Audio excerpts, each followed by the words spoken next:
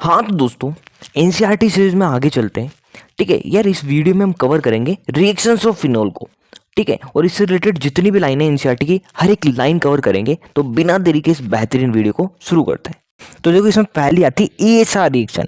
ESR electrophilic substitution reaction. ठीक है, देखो यहाँ क्या होता है, बेंजीन रिंग रहेगी, कोई इलेक्ट्रोफाइल आएगा। देखो इलेक्ट्रोफाइल क्या होता है साहब, जहाँ इलेक्ट्रॉन की कमी होती है तो इलेक्ट्रोफाइल आएगा, है ना, हाइड्रोजन को रिप्लेस करेगा और खुद आके जुड़ जाएगा। ये होगा मोटा मोटा ये सारे रिएक्शन में। ठीक है, अब देखो हम पढ़ रहे हैं फिनोल की रिएक्शंस। इसमें आती पहली ईएसआर रिएक्शन। तो देखो जो फिनोल है वो बेहतरीन तरह से ईएसआर रिएक्शंस देता है। देखो ऐसा क्यों, अगर ये है फिनोल के रेजोनेटिंग स्ट्रक्चर। तो आप देख पा रहे होगे जो ऑर्थो और पेरा है, इसमें नेगेटिव चार्ज आ रहा है। ठीक है, देखो ऑर्थो और पेरा पे क्या आ रहा है, नेगेटिव चार्ज आ रहा है इसके रेजोनेटिंग स्ट्रक्चर पे। देख सकते हो आप यहाँ यहाँ यहाँ।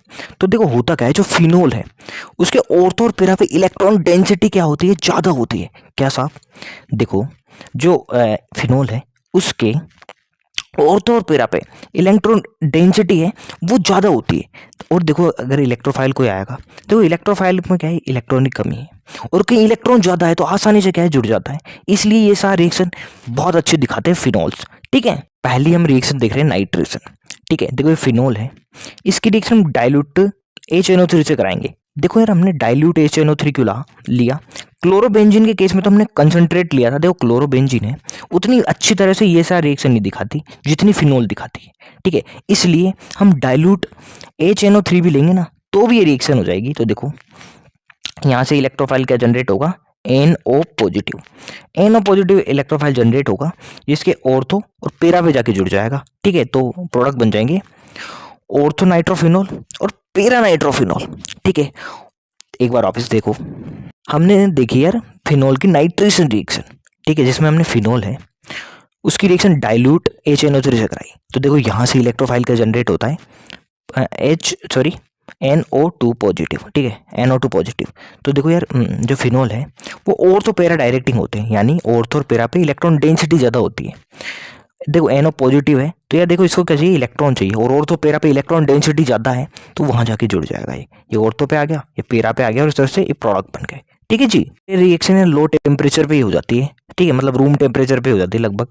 तो देखो हम पढ़ भी लेते हैं, nitration with dilute nitric acid at low temperature, है ना, लगभग रूम टेम्परेचर 25 डिग्री सेल्सियस हो गया ना। ठीक है, phenol yield a mixture of ortho पेरा नाइट्रोफिनोल। ठीक है, ऑर्थो और पेरा नाइट्रोफिनोल हमको मिल जाएंगे। ठीक है, अब देखो यार, जो ऑर्थो नाइट्रोफिनोल है, ठीक है, क्या साहब बहुत ध्यान से सुनना, ऑर्थो नाइट्रोफिनोल है वो क्या होता है, वोलेटाइल होता है ना, जबकि पेरा नाइट्रोफिनोल है वो कम वोलेटाइल है। देखो ऐसा क्यों, देखो जो ऑर्थो नाइट्रोफिनोल है वो यहाँ पाए जा रहे हैं इंट्रामोलिकुलर हाइड्रोजन बॉन्ड।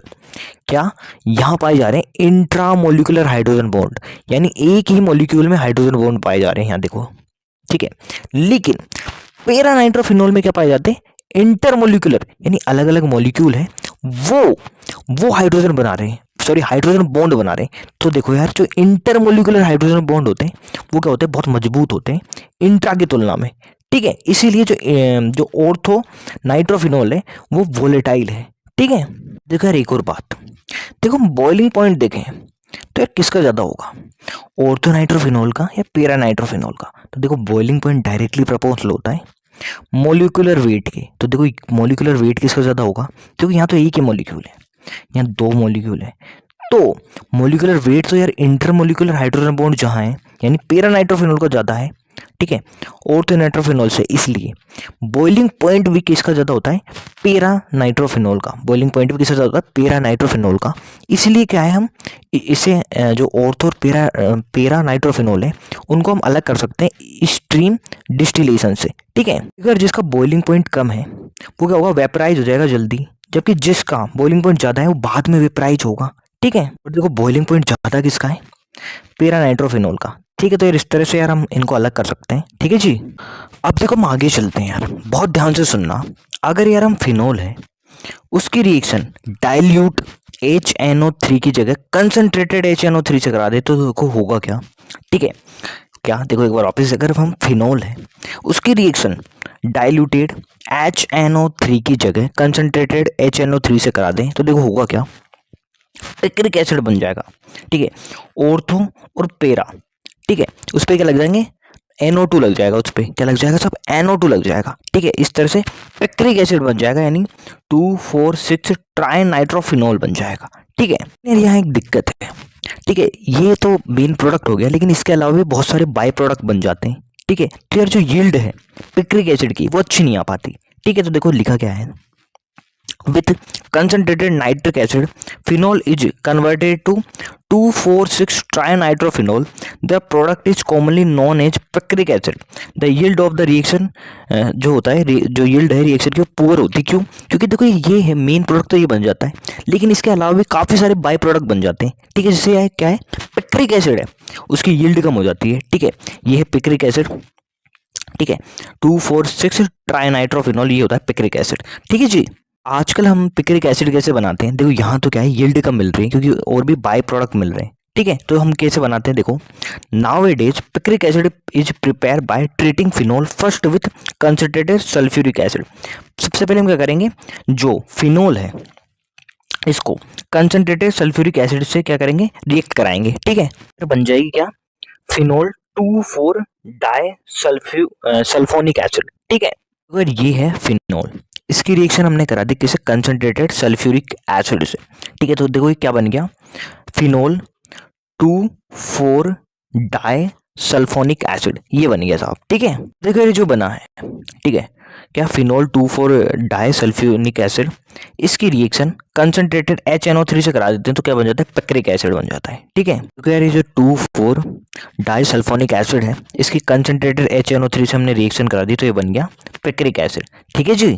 हाँ तो दोस्तों यार अब हम आगे चलते हैं, आगे यार हम बात करते हैं हैलोजिनेशन की। ठीक है, आगे हम बात करने वाले हैं हैलोजिनेशन की। तो देखो यहाँ क्या करेंगे, फिनोल है, इसकी रिएक्शन हम हैलोजन से कराएंगे। ठीक है, तो देखो यार दो तरह के सोलवेंट लेंगे यहाँ।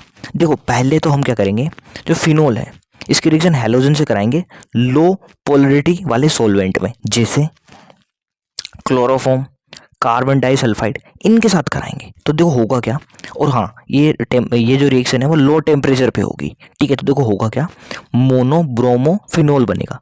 यानी देखो होगा क्या, ब्रोमीन है, बॉन्ड ब्रेक होंगे, ब्रोमीन पॉजिटिव जनरेट होगा, और ये एक ब्रोमीन है ऑर्थो पे लग जाएगा। ठीक है, तो ये बन गया, और अगर ब्रोमीन पेरा पे लग जाए तो ये बन जाएगा। ठीक है, और देखो मेजर क्या बनेगा, पेरा वाला, तो क्योंकि देखो यार यहाँ दोनों ग्रुप है, काफ़ी दूर दूर है तो रिपल्सन कम हो रहा है, यहाँ पास पास है तो रिपल्सन ज़्यादा होगा, इसलिए। ठीक है, तो बहुत ही आसान था, देखो हम पढ़ भी लेते हैं। When the reaction is carried out in solvent, solvent के लिए हमने लो पोलरिटी वाला, ठीक है, जैसे क्लोरोफॉर्म है ना, कार्बन डाइसल्फाइड, ठीक है, लो टेम्परेचर पे, तो क्या हुआ, मोनोब्रोमोफिनोल बन गया। ठीक है, देखो आसान सा है, देखो फिनोल है, Br2 से रिएक्शन कराई, Br पॉजिटिव जनरेट हुआ इलेक्ट्रोफाइल, ये एक यहाँ लग गया तो ये प्रोडक्ट बन गया, अगर Br यहाँ लग गया तो ये प्रोडक्ट बन गया। ठीक है, अब देखो एक और इम्पोर्टेंट बात हम समझते हैं जो आगे के इस पैराग्राफ में लिख रखी है। देखो यार ये सेम रिएक्शन हम जब बेंजीन के साथ करा रहे थे तो हमको किसकी जरूरत थी, लुईस एसिड की।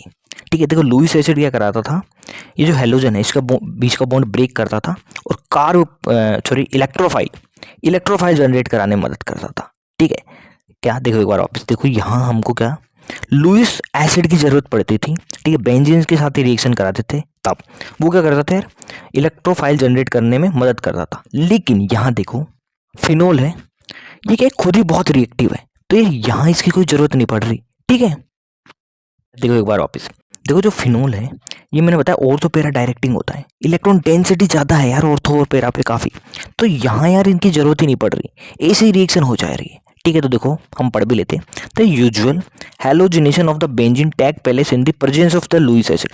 लुईस एसिड की प्रेजेंस में होती है, जैसे AlCl3, FeBr3, ठीक है, इनके साथ होती थी। वो क्या करते थे, विच पोलराइजेज द हेलोजन मॉलिक्यूल। ठीक है, हेलोजन को पोलराइज करते थे। ठीक है, अब देखो आगे पढ़ते हैं, in case of phenol the polarization of bromine molecule take place even in the absent of Lewis acid.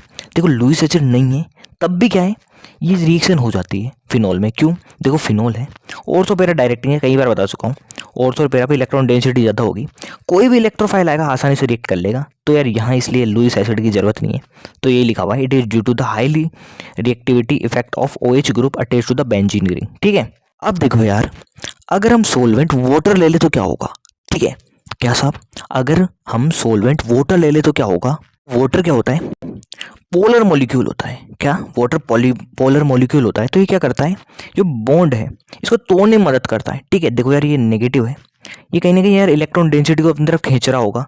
ठीक है, तो क्या यार, इस बॉन्ड है जो ब्रोमीन ब्रोमीन इसको तोड़ने में मदद करता है और Br पॉजिटिव जनरेट करा देता है आसानी से। ठीक है, इसीलिए क्या यार, हमको जो प्रोडक्ट मिलता है वो क्या मिलता है, 2,4,6 ट्राई ब्रोमोफिनोल। ठीक है, तो देखो यार, अगर जो फिनोल है उसको ब्रोमीन प्लस वाटर यानी एक्वस मीडियम में रिएक्शन कराई जाएगी तो क्या बन जाएगा, 2,4,6 ट्राई ब्रोमोफिनोल। ठीक है, ऑर्थो पे और पेरा पे लग जाएंगे ब्रोमीन।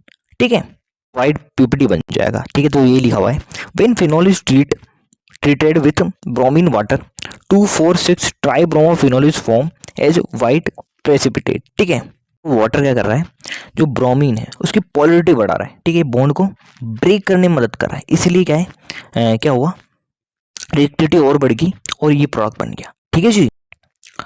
हाँ तो दोस्तों यार, अब हम बात करते हैं कोलवेज रिएक्शन की। ठीक है, अब हम बात करने जा रहे हैं साहब कोलवेज रिएक्शन की। देखो कोलवेज रिएक्शन में क्या होता है, फिनोल है, जो फिनोल है इसकी रिएक्शन हम कराएंगे NaOH और CO2 से। क्या साहब, देखो जो फिनोल है उसकी रिएक्शन हम कराएंगे NaOH और CO2 से। तो देखो होगा क्या, देखो सबसे पहले NaOH से कराई और क्या बन जाएगा, फिनोक्साइड आयन बन जाएगा, या कह दो सोडियम फिनोक्साइड बन जाएगा। ठीक है, जो ज़्यादा रिएक्टिव होता है फिनोल से। फिर CO2 से कराएंगे तो ऑर्थो पे क्या आ जाएगा, कार्बोक्सिलिक एसिड आ जाएगा, यानी ये प्रोडक्ट का नाम हो गया सैलिसिलिक एसिड, या कहते हो 2 हाइड्रोक्सी बेंजोइक एसिड। ठीक है, ये होगी कोलवे रिएक्शन। ठीक है, कोलवेज रिएक्शन होगी, एक बार वापस देखो, फिनोल है इसकी रिएक्शन हम कराएंगे NaOH और CO2 से। ठीक है, तो देखो क्या होगा, सोडियम फिनोक्साइड बन जाएगा, फिर CO2 से कराएंगे तो यहाँ कार्बोक्सिलिक एसिड लग जाएगा और बन जाएगा सैलिसिलिक एसिड। अब देखो इसी से मिलती जुलती एक और रिएक्शन है, उसका नाम है राइमर टीमान रिएक्शन। देखो यहाँ क्या करेंगे, हम फिनोल है इसकी रिएक्शन कराएंगे NaOH और क्लोरोफॉर्म से। तो यहाँ क्या प्रोडक्ट मिल रहा है साहब, यहाँ मिल रहा है सैलिसिलिक एल्डिहाइड, यहाँ मिल रहा था सैलिसिलिक एसिड, और तो फिर क्या लग रहा था, कार्बोक्सिलिक एसिड, और यहाँ क्या लग रहा है, एल्डिहाइड। ठीक है, तो देखो इतना सा अंतर है। देखो कोलवे में क्या क्या हुआ, फिनोल तो दोनों में ही है, NaOH भी दोनों में ही है। ठीक है, कोलवे में क्या ले लिया हमने, CO2, और क्या बन गया साहब, सैलिसिलिक एसिड, और तो पे आ गया C⋅O OH।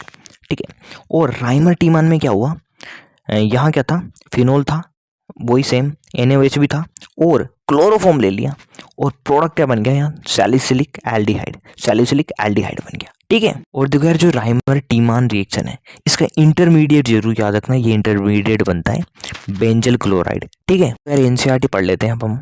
देखो एक second, the phenoxide ion generated by treating phenol with sodium hydroxide. ठीक है, फिनोक्साइड आयन बनाया हमने, ठीक है, जो कि ज़्यादा रिएक्टिव है फिनोल से। ठीक है, तो देखो ये लिखा हुआ है, is even more reactive than phenol downward ESR reaction है ना, इलेक्ट्रोफिलिक एरोमेटिक सब्स्टिट्यूशन रिएक्शन के लिए। ठीक है, hence it undergoes electrophilic substitution with carbon dioxide a weak electrophile, जो कि एक वीक इलेक्ट्रोफाइल है।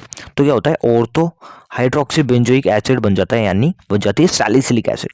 ठीक है, हम बात करें यार राइमर टीमान रिएक्शन की, तो देखो यहाँ क्या होता है, फिनोल है उसको हम ट्रीट करेंगे किससे, क्लोरोफॉर्म से। ठीक है, किसकी प्रेजेंस में, NaOH। ठीक है, NaOH सोडियम हाइड्रोक्साइड की प्रेजेंस में। तो देखो होगा क्या, ऑर्थो पे लग जाएगा CHO। ठीक है, तो देखो a CHO group is introduced at ortho position of the benzene ring. This reaction is not Reimer-Tiemann reaction. ठीक है, और देखो यार इंटरमीडिएट जरूर याद रखना, यहाँ क्या बनता है, the intermediate substituted benzal chloride is hydrolysed in the presence of alkali to produce salicylic aldehyde. ठीक है, देखो यहाँ इंटरमीडिएट क्या बनेगा, जरूर याद रखना ये। ठीक है, ये इंटरमीडिएट है, इसका जरूर याद रखना। ठीक है ना, देखो यार बेंजल क्लोराइड बन गया इंटरमीडिएट। अब क्या होता है, देखो यहाँ देखो यार Na है, सोडियम के साथ क्लोरीन बाहर चल जाता है।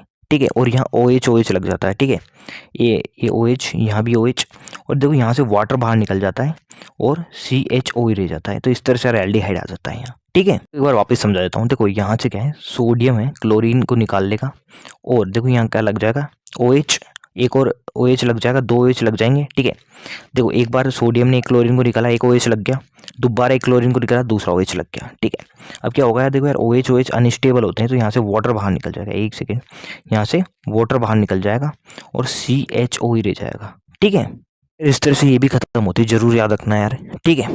अब आती है यार बहुत ही आसान रिएक्शन, ठीक है। देखो फिनोल है, उसकी रिएक्शन को हम जिंक डस्ट से कराते हैं, तो होता क्या है, जिंक है, ये ऑक्सीजन को बाहर ले जाता है और केवल बेंजीन बच जाती है। बहुत ही आसान रिएक्शन। क्या, देखो फिनोल है, इसकी रिएक्शन हम जिंक डस्ट से करा दे, तो देखो जेड है, इस O को ले जाता है अपने साथ, जेडनो बना लेता है, और बेंजीन सही से रह जाती है ना, बेंजीन ही बच जाती है। तो यही लिखा हुआ है, देखो phenol is converted to benzene on heating with zinc dust के साथ इसको हीट किया जाएगा, तो जेडनो बन जाएगा और बेंजीन है वो बन जाएगी, ठीक है।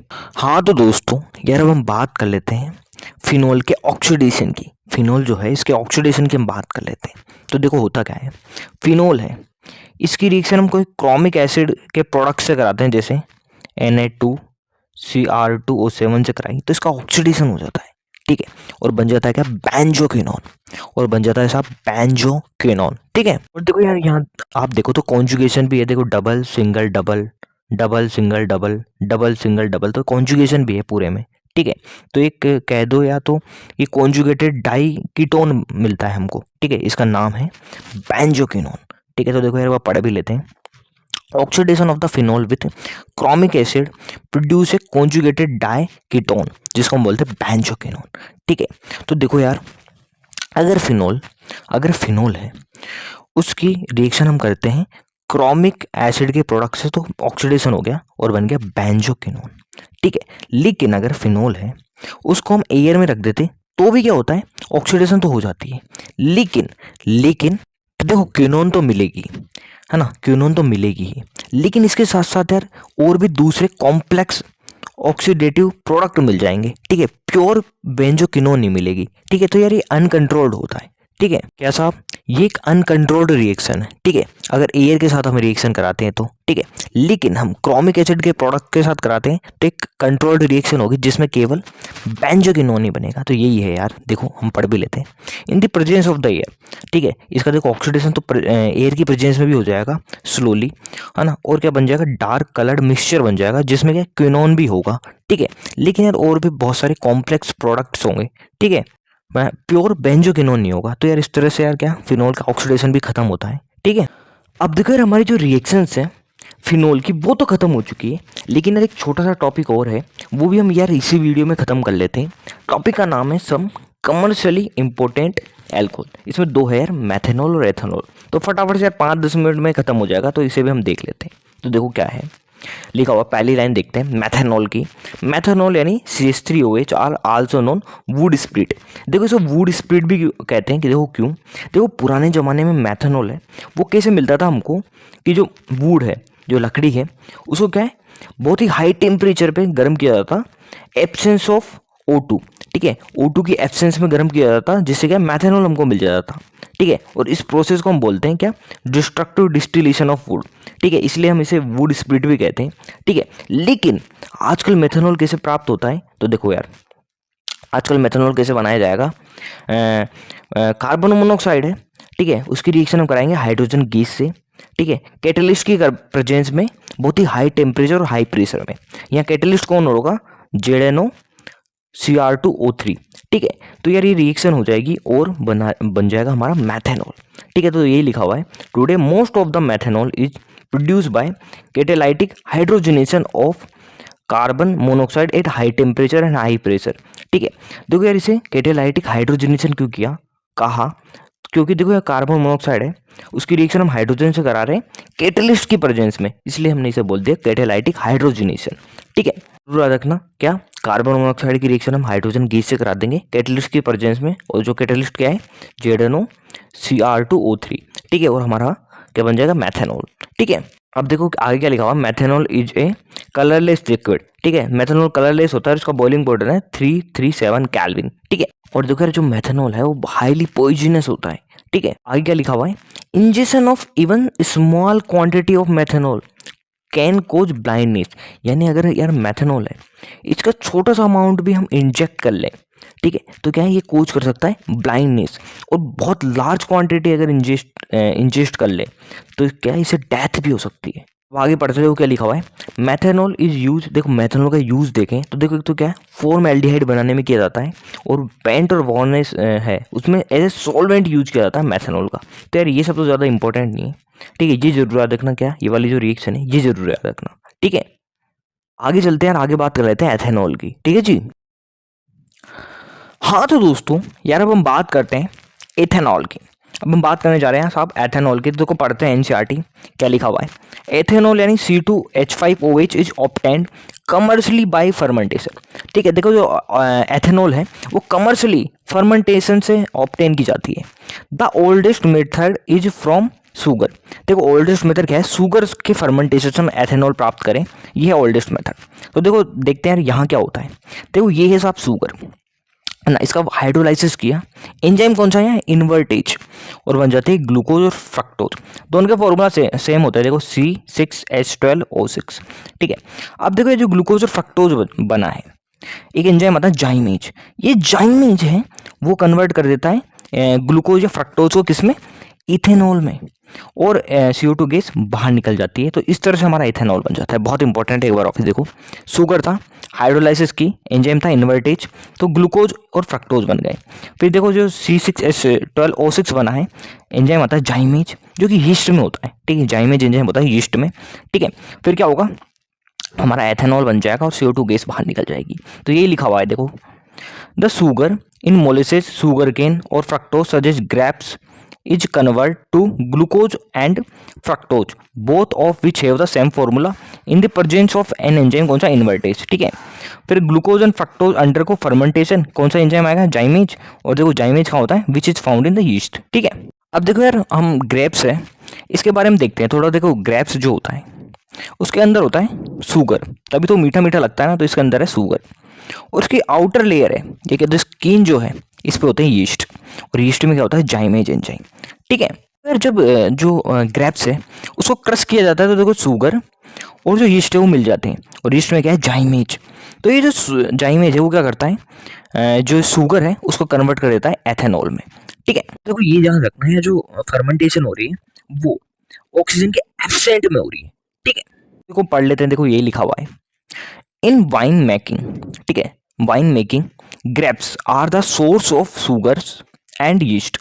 As the grape ripen, the quantity of the sugar increase and yeast growth on the outer skin. When grapes are crushed, जब क्रश करेंगे ग्रेप्स को तो क्या होगा, sugar and enzyme come in the contact and fermentation start. देखो यार जब इनको क्रश करेंगे तो यीस्ट और क्या होगा, शुगर है वो कांटेक्ट में आ गया, और यीस्ट में क्या है, जाइमेज एंजाइम। ठीक है, तो फिर फर्मेंटेशन हो जाएगा। ठीक है, fermentation take place in the anaerobic condition. क्या है, देखो फर्मेंटेशन होगा एब्सेंस ऑफ एयर में, यानी एनारोबिक कंडीशन में, और क्या है, CO2 गैस है वो रिलीज हो जाएगी। ठीक है, अब देखो हमने यहाँ देखा था कि यार देखो जो फर्मेंटेशन है एब्सेंस ऑफ एयर में होता है। अब देखो अगर यार क्या हो, एयर के कांटेक्ट में आ जाए एथेनॉल, अगर देखो यार एथेनॉल है अगर एयर के कांटेक्ट में आ जाता है तो क्या होता है, इसका ऑक्सीडेशन हो जाता है और ये कन्वर्ट हो जाता है किसमें, एथेनोइक एसिड में। और देखो एथेनोइक एसिड से क्या है, इसका टेस्ट है वो बिगड़ जाता है पूरी तरह से। ठीक है, तो देखो आगे पढ़ लेते हैं, देखो आगे यही लिखा हुआ है आगे की लाइन में, the action of yeast is inhibited once the percentage of alcohol form exceeded 14%। तो देखो ये लाइन समझ लेते हैं पहले। देखो क्या है, देखो यार एल्कोहल है उसका परसेंटेज अगर 14% से ज़्यादा हो जाता है तो क्या है, यीस्ट सर्वाइव नहीं कर पाएंगे। ठीक है, इसलिए जो कि जो जाइमेज एंजाइम है उसका काम भी रुक जाता है। ठीक है, अब देखो आगे तो हम पढ़ ही चुके हैं ये वाली लाइन, तो क्या, if air gets in the fermentation mixture the oxygen of air oxidise किसको, एथेनॉल को किसमें कन्वर्ट कर देगी, एथेनोइक एसिड में, जिससे क्या है जो टेस्ट है वो बिगड़ जाता है। तो ये लिखा हुआ है, in turn destroy the taste of the alcoholic drink. देखिए आगे पढ़ लेते हैं, ethanol is colourless liquid with boiling point of 351 kelvin it is use as a solvent in paint industry and in the preparation of the number of the carbon compounds. तो यार ये जो line है कुछ ज़्यादा इंपॉर्टेंट नहीं है। हाँ तो दोस्तों यार अब हम आगे चलते हैं। ठीक है, आगे यार एनसीईआरटी पढ़ने से पहले एक छोटी सी बात है ना, और थोड़ी इंपॉर्टेंट भी है, डीनेचुरेशन ऑफ एल्कोहल, इसको हम समझ लेते हैं। तो देखो समझते हैं डीनेचुरेशन ऑफ एल्कोहल क्या होता है। तो डीनेचुरेशन ऑफ एल्कोहल एक प्रोसेस है जिसमें जो एल्कोहल है ना, उसको अनफिट किया जाता है ड्रिंकिंग के, यानी जो एल्कोहल है उसको पीने लायक नहीं रखा जाता। अब आप कहोगे यार इसकी ज़रूरत क्या है, तो देखो ध्यान से सुनना। देखो दो तरह की अल्कोहल है, एक जिसे हम पीते हैं यानी कंज्यूम करने लायक है, और एक जो कंज्यूम नहीं कर सकते।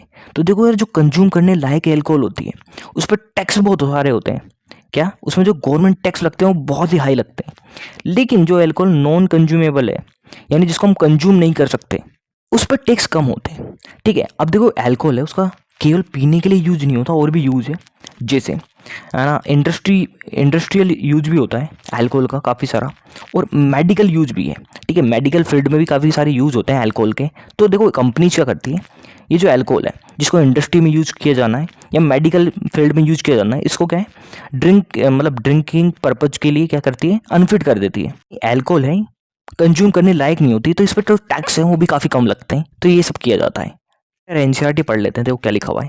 The commercial alcohol is made unfit for drinking by mixing in it, ठीक है, सम कॉपर सल्फेट। ठीक है, इसमें हमने कॉपर सल्फेट डाल दिया जिससे क्या इसका कलर ब्लूइश हो जाता है।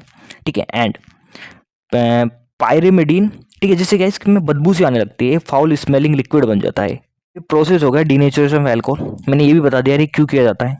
ठीक है, अब देखो यार आजकल क्या है, जो अल्कोहल प्रोडक्शन है वो केवल फर्मेंटेशन से ही नहीं किया जाता, और भी बहुत सारी प्रोसेसेस है जिससे क्या है अल्कोहल बनाया जा सकता है। तो वही लिखा हुआ है, now a day large quantity of ethanol are obtained by hydration of ethene. तो यार इथीन जो है, इथीन क्या होता है, C2H4। ठीक है, इसका हमने हाइड्रेशन कर दिया तो देखो यहाँ से क्या बन जाता है, एथेनॉल बन जाता है। तो इस तरह से भी क्या है आजकल एथेनॉल बनाया जाता है, अल्कोहल बनाया जाता है मतलब। ठीक है यार, इस तरह से ये भी हमारा खत्म होता है। और देखो यार इस तरह से वीडियो भी खत्म होती है जिसमें हमने रिएक्शन ऑफ फिनॉल को देख लिया, और जो कमर्शियल यूज है या कमर्शियल इंपॉर्टेंस है अल्कोहल के वो भी हमने देख ली। ठीक है यार, वीडियो पसंद है तो प्लीज़ लाइक करें, और इसी तरह के और वीडियो देखने के चैनल को सब्सक्राइब करें। अगले वीडियो में हम ईथर है इसको कंप्लीट कर देंगे, तो यार प्लीज़ कंटिन्यू रहना वीडियोज़ में। तो चलो यार वीडियो ख़त्म करते हैं।